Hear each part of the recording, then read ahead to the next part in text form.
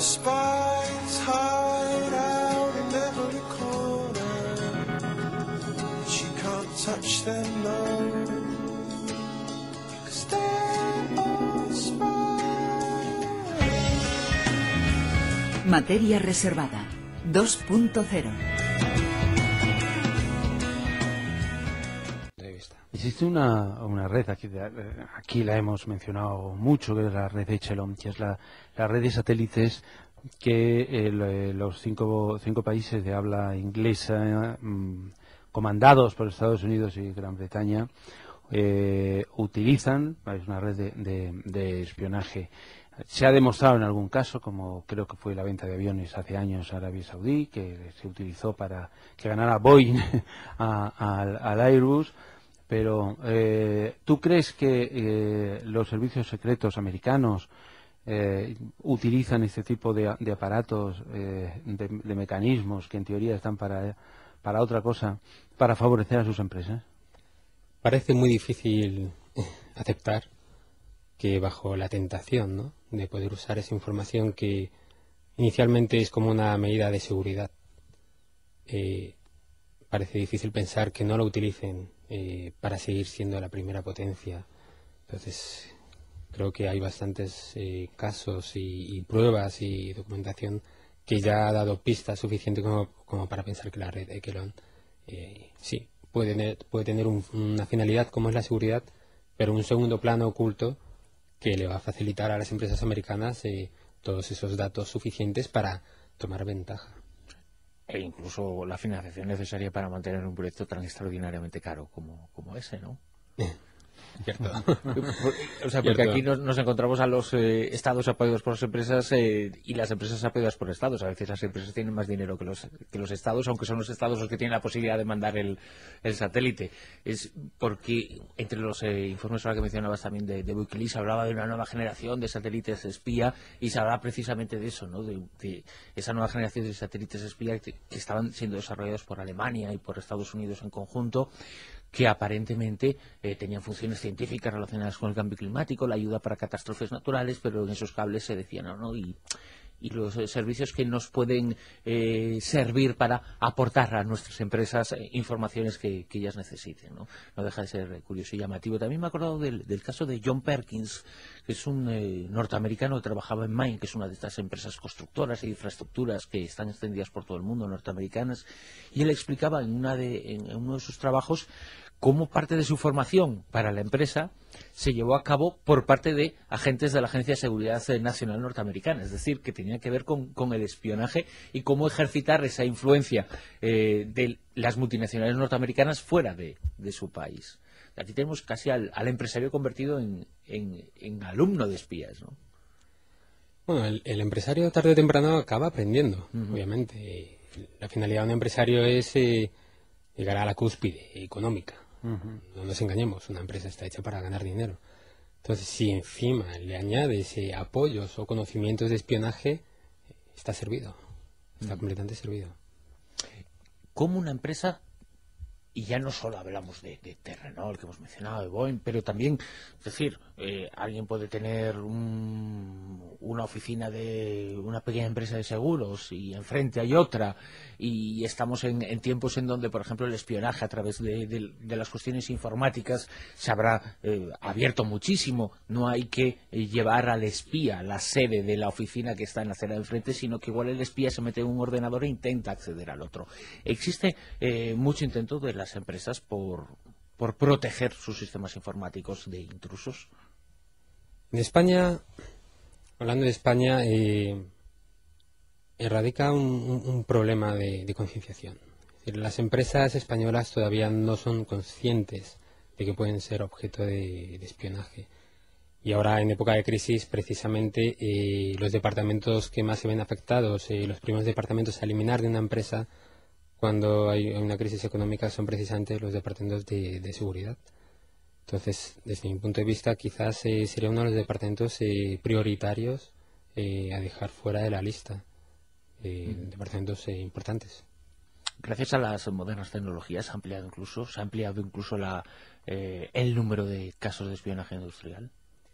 Las nuevas tecnologías han facilitado Han facilitado lo que podríamos llamar información de fuente abierta. Hoy en día, a través de un motor de búsqueda como Google, muchísimas personas sin necesidad de conocimientos de investigación pueden llegar a adquirir información sensible. Ya no estamos hablando del nombre de la empresa, pero tales como empleados, localizaciones, por no nombrar redes sociales tipo Facebook. Hoy en día todas las personas relatan su vida diaria, lo que hacen día a día a través de Facebook. Es muy fácil llegar a conocer a una persona a través de Facebook sin tenerla delante. Entonces, obviamente, los medios de comunicación tecnológicos tipo Internet facilitan muchísimo el acceso a una información que, utilizada de manera inteligente y con un equipo de personas que ejecutan tareas similares a las de un servicio secreto, es un riesgo muy alto. ¿Qué encargan más en las empresas españolas? Que les busques mecanismos para evitar que les espíen, o te intentan contratar a la gente para que les des información y les digas cómo conseguir información de la competencia. Es un tema delicado. Es un tema delicado. Además, en Grupos AI ofrecemos lo que llamamos servicio de inteligencia privada, inteligencia competitiva, y se puede llegar a confundir el término.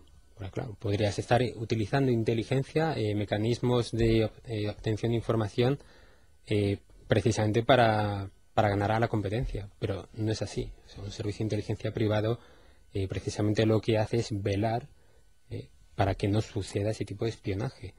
Es por ejemplo, lo que relataba antes, empresas que quieren poner a prueba su sistema de seguridad.